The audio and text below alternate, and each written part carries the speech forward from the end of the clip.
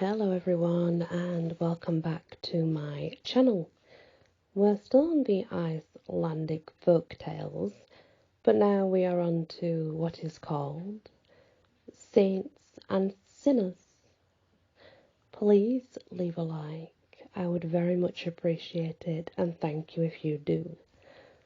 The first story is quite short. It's called Satan Went to Make a Man. The devil didn't want to be inferior to God, so he set about creating a man. But the attempt was a disaster, for instead of making a human being, what he turned out was a cat, and a skinless one at that. St. Peter took pity on the poor creature, and he made a skin for the cat, as it says in the verse. Satan went to make a man, but made a skinless cat instead. St. Peter lent a helping hand to hide, to dress the quadruped. In fact, the skin is only part of the cat that is deemed to be of any use. Interesting, indeed, different, that's for sure. The next one is called The Imp on the Church Beam. Once a minister was holding Sunday services, as he did every week, nothing unusual. All proceeded correctly, and nothing untoward happened until he was in the pulpit and had begun to preach his sermon. Then a man in one of the front pews suddenly burst out laughing. The incident was ignored, both by the minister and the congregation, and it only happened this once. The minister finished his sermon, left the pulpit for the altar, and performed all rites of the ritual according to his duty before leaving the church. When the services were over, the minister began to make inquiries about this man, who had scandalized the congregation during the sermon, and he soon found out who he was.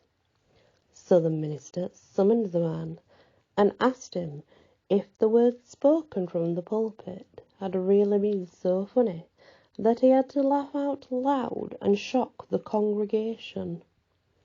What could be the reason for such behaviour? The minister did want to know indeed. The man replied that it was far from him to laugh at the minister's teachings. That had never entered his mind. But I did see something, Reverend, he said, that you probably didn't, and I doubt if anybody else in the congregation saw it either. What was that? Asked the minister. Well, Reverend, said the man, when you just stepped up into the pulpit, two old crones sitting in the back pew on the woman's side fell into an argument and began hurling abuse and invectives at each other. But at that moment, I happened to glance up to the church beam, and I saw that an imp had settled himself there.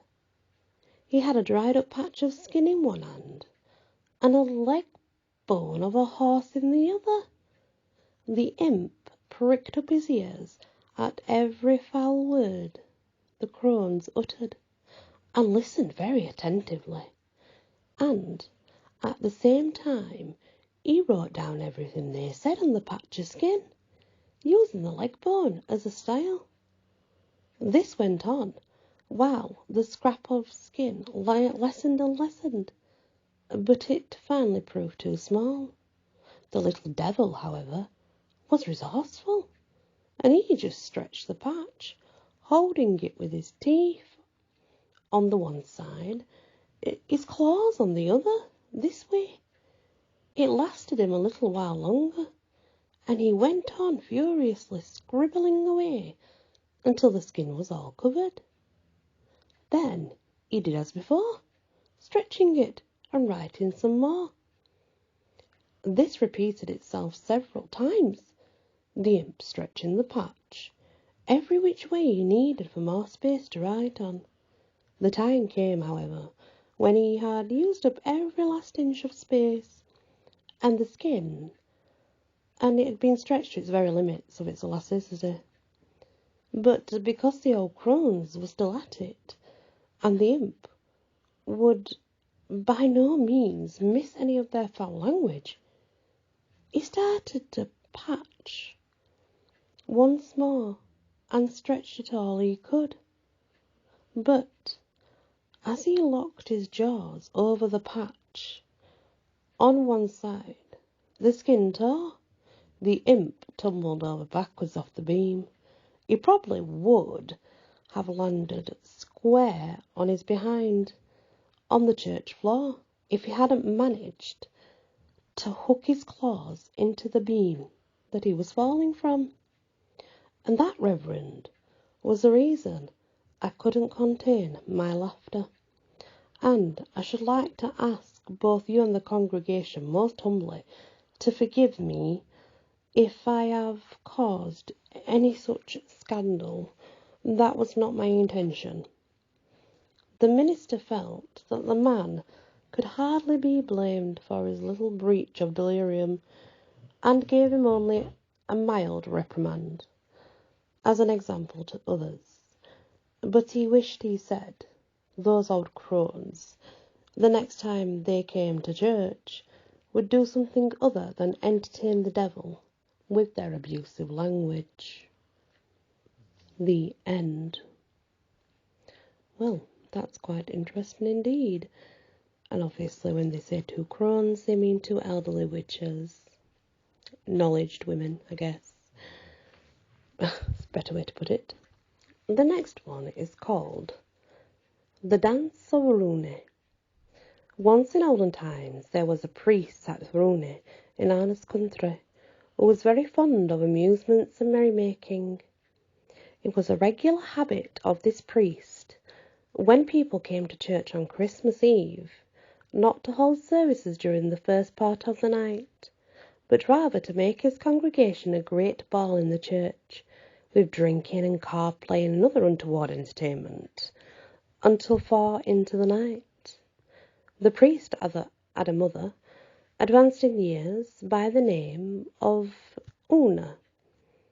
She was much distressed by her son's behaviour, and often reproved him for it.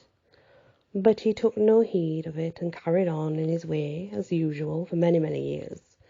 And then it happened one Christmas Eve that the priest continued the dance much longer than usual, and his mother, who was both clairvoyant and prescient, went out to the church and asked her son to stop the dancing and begin the mass.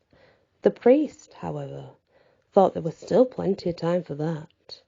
"One more round, mother dear," he said. Thus rebuffed, she returned to the house.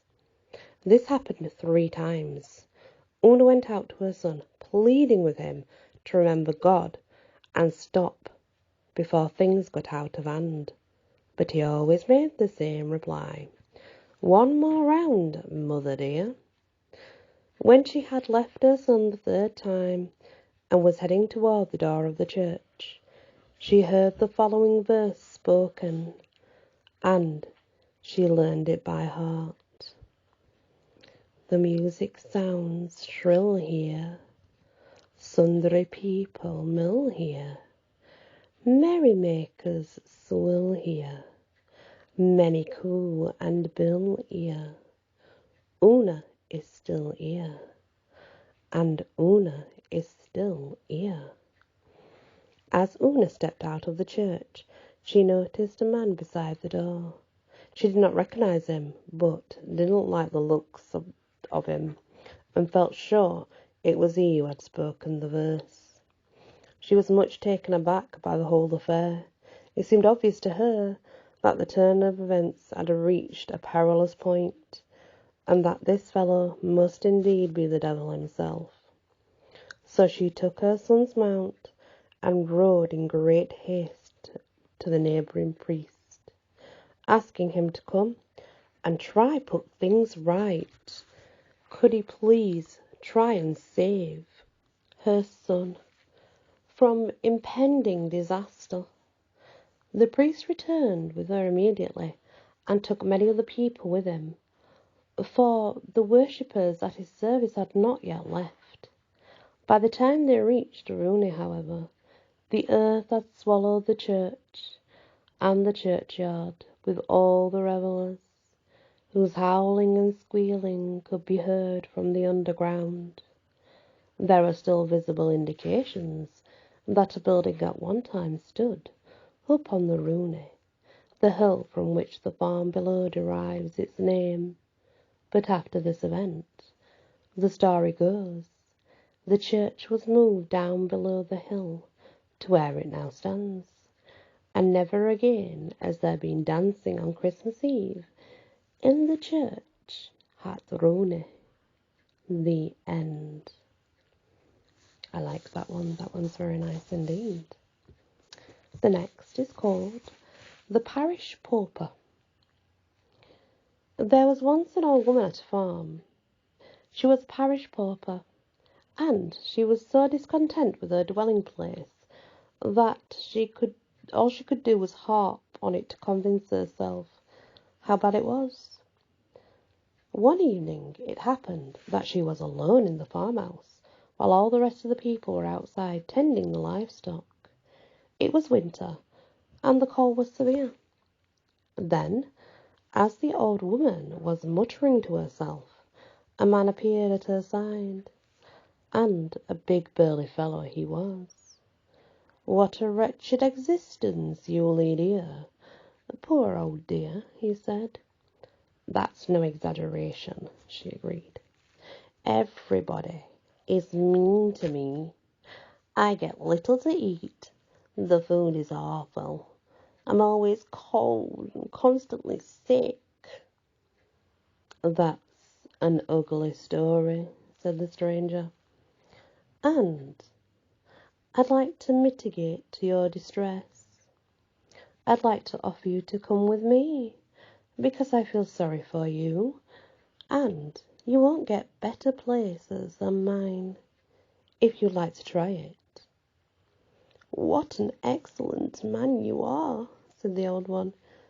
"I should like nothing better than to go with you, but I'm so wretched that I can't really walk."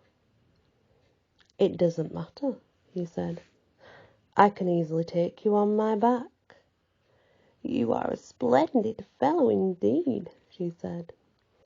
"And you must be enormously strong too.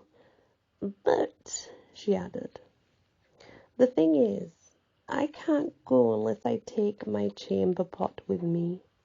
I can't be without it." "It's of no consequence," said the visitor. "I'll take it in my hand." So it came to pass that the stranger stole out of the farmhouse, he did, without a single person knowing, the crone on his back, the chamber pot in hand. He walked for a good long time. The cold was dreadful, and the old one asked if he wouldn't be home soon. "Yes, it won't be long now," he said. Still, he continued a long way over the hills and hollows, and for the second time the old one wanted to know if he soon wouldn't be home. "It's a very short way off now," he said. The old pauper by this time was getting so cold that she could see nothing ahead but freezing to death, and she called out in a loud voice, begging God to relieve her of her pains.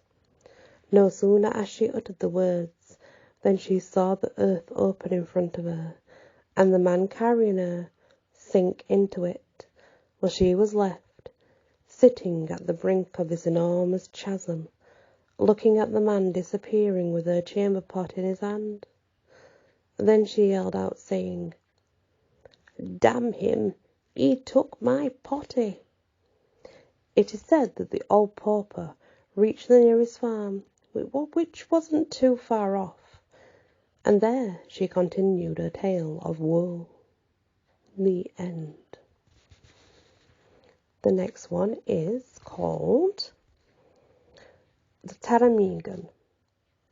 Once upon a time, the Virgin Mary summoned all the birds a meeting. When they arrived, she commanded them to walk through fire. The birds knew that she was the Queen of Heaven and very powerful, so they didn't dare but obey her every wish and command, and all of them darted into the fire at once, all except the Taramigan. And when they came out of the fire again, all their feet were featherless, singed to the skin, which is how they have remained even to this day. That's what they had for walking through fire for Mary.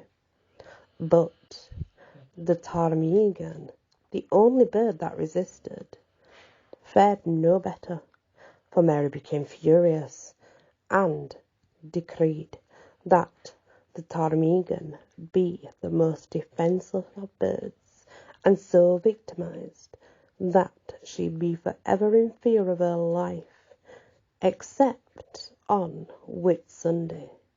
Furthermore, that the falcon, originally meant to have been her brother, should everlastingly pursue and kill her and live off her flesh. But Mary granted the Taramigan one mercy, that she was able to change colours with the seasons, turn all white in winter and heather grey in the summer, so that the falcon should have more difficulty in spotting wherever she was. She was able to hide in winter in the snow, and in the ling meadows in the summer. Any time she could be camouflaged and hide. And none of this has since failed, nor has the fact that the falcon pursue, kill and eat her. Only when he reaches the Taramigan's heart does the falcon recognise that she is his sister. And that moment, every time he has killed and eaten one to expose their heart, he is overcome with such remorse that he howls out his laments for a long time afterwards. The end. Well, that's interesting to say that that's meant to be Virgin Mary, I must say. Oh my days, wow. Did not expect that. See, these heavenly people, not so heavenly, are they? Thank you for listening. I hope you enjoyed those, and many blessings.